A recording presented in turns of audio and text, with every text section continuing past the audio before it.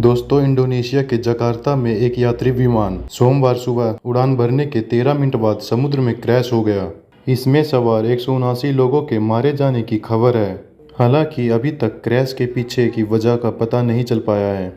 वैसे तो हर साल दुनिया के किसी न किसी कोने में प्लेन क्रैश की खबर आती रहती है, लेकिन हम आज आपको एक ऐसे प्लेन की क्रैश होने की घटना के बारे में बता रहे हैं जिसमें सवार यात्रियों को करीब 72 दिनों बाद रेस्क्यू किया गया था। इतना ही नहीं, जिंदा बचे लोगों ने प्लेन क्रैश में यात्रियों की मौत के बाद उनके मांस को भी खा लिया था, जिस पर बाद में हॉलीवुड की फिल्म भी बन चुकी है।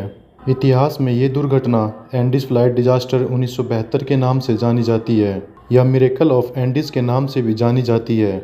ये दुर्घटना उस फ्लाइट में सवार उरुग्वे के रग्बी खिलाड़ियों के हौसले के लिए भी जानी जाती है। उस फ्लाइट में उरुग्वे टीम के 2 खिलाड़ी भी शामिल। यह दर्दनाक हादसा 13 अक्टूबर 1972 को हुआ था। इसमें उरुग्वे के ओल्ड क्रिश्चियन क्लब टीम शिकार हुई थी, जिन्होंने अंत तक हार नहीं मानी और लोगों की जिंदगी बचाई थी। ये टीम चिली के सेंटियागो में मैच खेलने जा रही थी।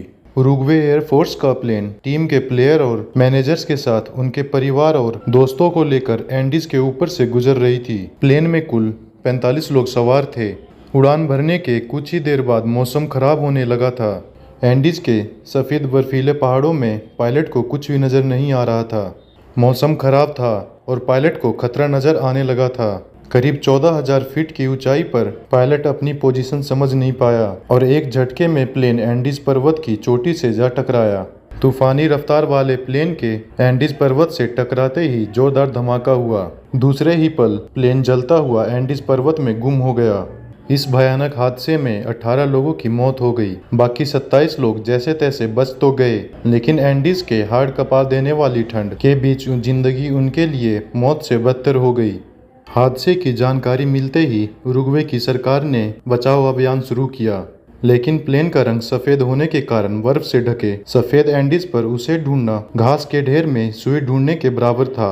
लगातार 10 दिनों तक असफलता हाथ लगने के कारण 11वें दिन बचाव अभियान बंद कर दिया गया।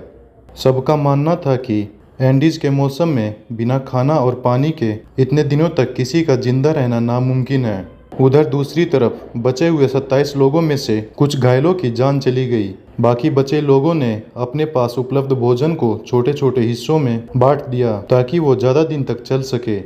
पानी की कमी को दूर करने के लिए उन्होंने प्लेन में से एक ऐसे मेटल के टुकड़े को निकाला जो धूप में बहुत जल्दी गर्म हो सके। फिर उस पर बर्फ रखकर उसे पिघलाकर पानी इकट्ठा करने लगे।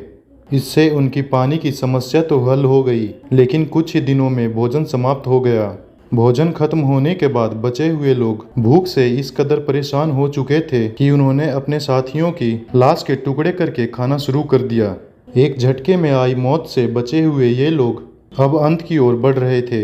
अब केवल 16 लोग ही जिंदा बचे थे और हादसे को 60 दिन बीत चुके थे।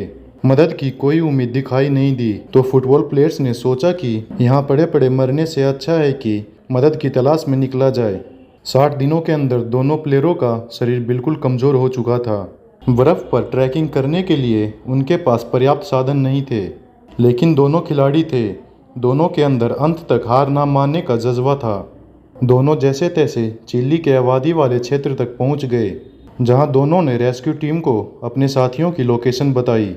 हादसे के 72 दिनों बाद भी 16 लोगों का बचना किसी चमत्कार से कम नहीं था। इस पूरे हादसे और संघर्ष को एक किताब की शक्ल भी दी गई। इस भयानक घटना पर 1974 में एक किताब भी लिखी गई, जिसका नाम अलाइव रखा गया। इस विषय पर 1993 में एक हॉलीवुड फिल्म भी बनाई गई।